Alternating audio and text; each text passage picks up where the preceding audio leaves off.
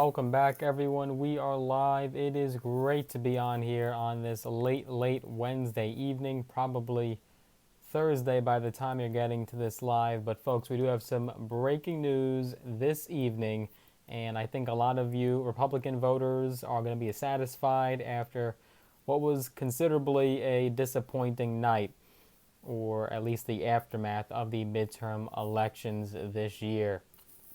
So I think it's a win-win for everyone.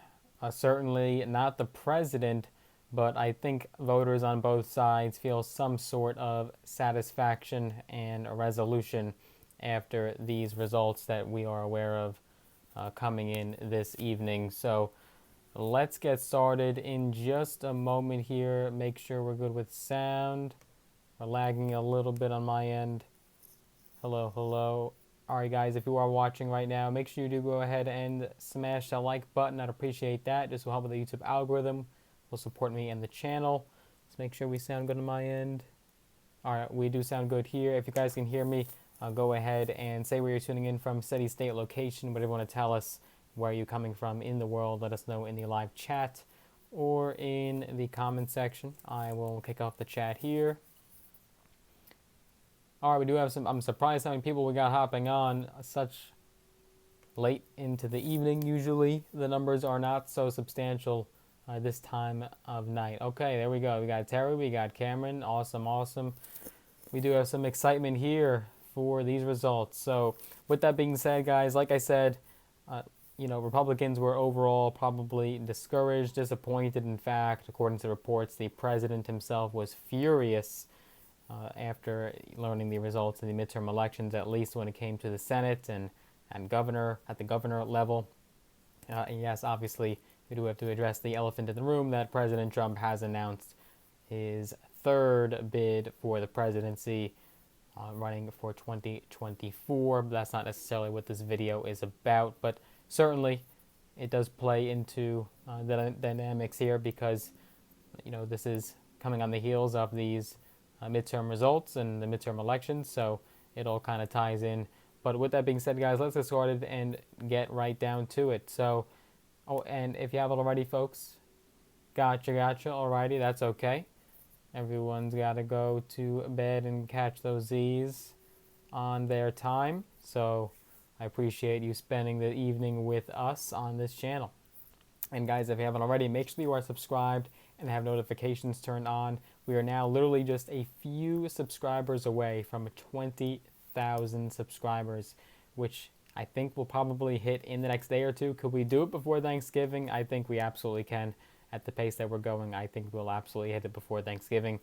And it will be quite a festive Thanksgiving because that is, if we do hit 20,000 subscribers before then, we will do a cash giveaway where we give away double the amount of cash that we gave away at 10,000 subscribers. And you will certainly have some holiday cash ready to go for Black Friday should you win that competition, that cash giveaway. So just keep that in mind, guys. Make sure you continue liking the video, subscribing, sharing them with your friends, getting the word out, engaging with them. I do appreciate all of your support, each and every one of you. With that being said, let's get started and get right down to it. So I hope you Republican voters find some satisfaction and solace in knowing that Republicans have, in fact, secured a majority in the House of Representatives when the 118th U.S. Congress convenes next January. The GOP has now won 218 seats after it has been projected by many outlets that Republican Mike Garcia will win re-election in California's 27th congressional district. Interesting that that particular district, or rather that state, was the district that clinched the victory. You wouldn't think that one was going to be the turning point, but in fact it was. Democrats, meanwhile, have secured 209 seats as vote counting continues. More than a week after Election Day, 8 seats are still in play. So there's still a handful of races that are undecided and are too close to call, and we're still counting them votes. So we will see what happens, but we know for a fact that Republicans will take control of the House of Representatives and will have the majority there. That's obviously coming on the heels after we learned that Democrats have maintained control of the Senate, right? So now certainly it begs the question, what happens now? We'll get there in just a bit at the end of towards the later half of this live stream. Let's just go through all the details. So President Biden was gracious enough and congratulated Minority Leader Kevin McCarthy, Republican from California, for his party's victory. So trying to reach across the aisle early there before they reconvene for January and start the new session in the Congress. And Biden said in a statement, very kind of him, and definitely shows what kind of person he is, saying, quote, "In this election, voters spoke clearly about their concerns, the need to lower costs, protect the right to choose, and preserve our democracy. I will work with anyone, Republican or Democrat, willing to work with me to deliver results for them." So certainly trying to lend a hand there and reach across that aisle early on before this session takes place. Republicans will have control over their House. Granted, it is a slim majority. It's not a tremendous majority of the House of Representatives. Now, it does fall short of the red wave, that red tsunami that many pundits and politicians and experts and talking heads, including myself, predicted. I think a lot of people were truly expecting a red wave, and it just simply was not the case. Republicans did win in many cases at the governor level, but a lot of those seats flipped to blue and Democrat, and Republicans did not do so well in the House either. They will have control, but they did lose a lot of seats. And what that ultimately will spell for the 2024 presidential election basically remains to be seen. We'll have to see how Trump's campaign goes. It will also, one of the factors that will hinge will also be if Ron DeSantis announces his presidency, which is highly anticipated, or any other Republicans jump into the mix there and throw their hat in the ring. That will also be a factor. Now, if you ask me, I think it's going to be a tough next 2 years for President Biden, right? I mean, you're going to see absolute. That is true, Terry. Nancy did get fired, and they will have Kevin McCarthy as the House Speaker now. Nancy Pelosi will no longer be the Speaker of the House, which I'm sure a lot of you have been waiting for and hoping for her downfall. Kevin McCarthy will take control and will be the House Speaker and will represent Republicans in the House of Representatives. That's correct, Stormtrooper. Yep, Pelosi is out. She is gone no longer. Come January, when the new session of the Congress takes place, Nancy Pelosi will be dethroned of the Speaker of the House. So I'm sure that's something a lot of you have been waiting for, and you could maybe celebrate somewhat in knowing that. Like I was saying, it's going to be a tough next couple of years for the president. I mean, his agenda will absolutely stall.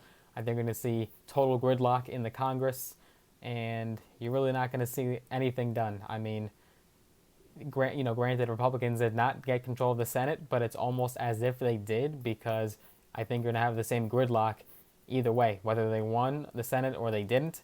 You're going to see so much of President Biden's agenda stall over these next 2 years, and he's truly going to have a tough time. I mean, the president probably will, scramble to get anything passed and try to find any semblance of bipartisanship in anything that he could do. And I don't think it's going to work out for him. I think Republicans are going to give him a very tough time, and will probably just do everything in their efforts to stall everything that Biden wants to get through the Congress, and any piece of legislation, any idea, any piece of his agenda will not do well and will ultimately be dead on arrival.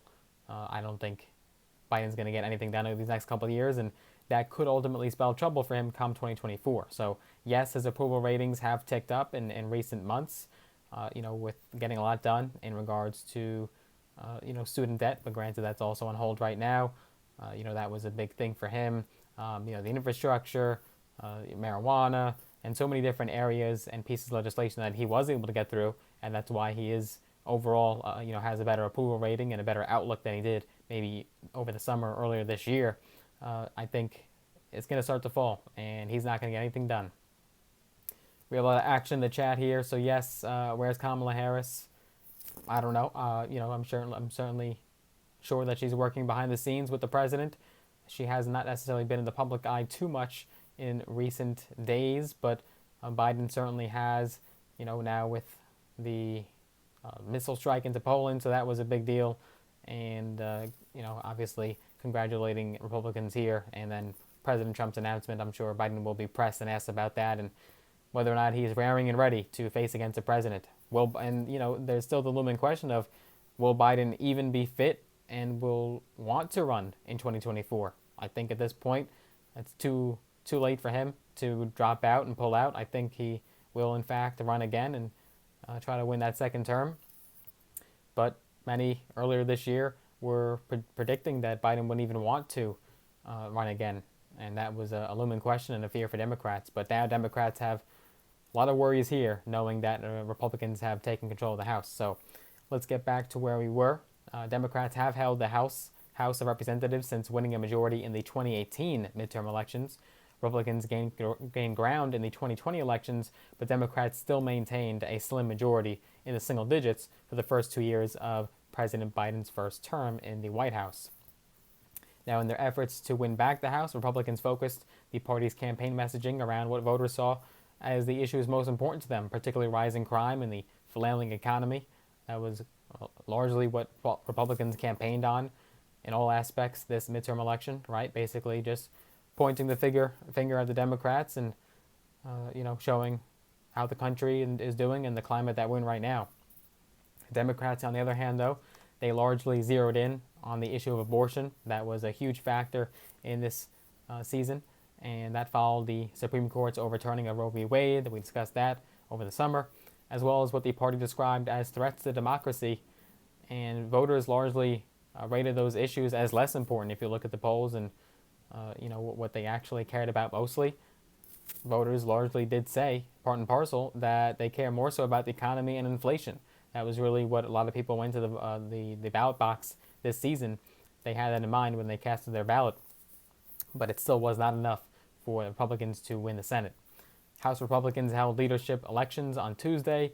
Minority Leader McCarthy fended off a challenge from more conservative elements of the House Republican Conference. The final vote tally was 188 to 31, though McCarthy will need 218 votes to become Speaker in January.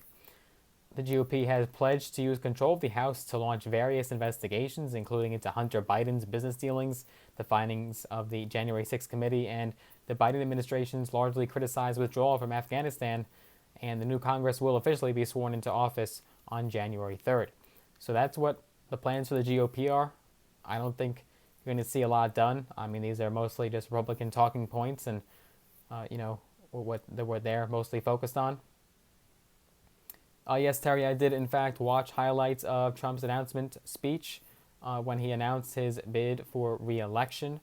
I don't think it was as enthusiastic as his previous announcements. I think a lot of Republicans have tried to distance themselves from the president, and you're even seeing now, for example, like Ivanka, she's saying that she's not necessarily going to be involved in politics whatsoever following her father's announcement for 2024.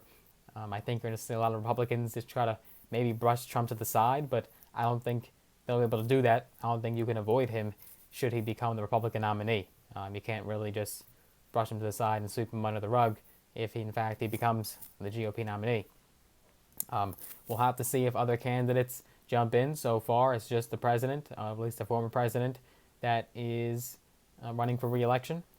Obviously, DeSantis is on the top of that list. There's also speculation that Mike Pence will run for president in his own campaign.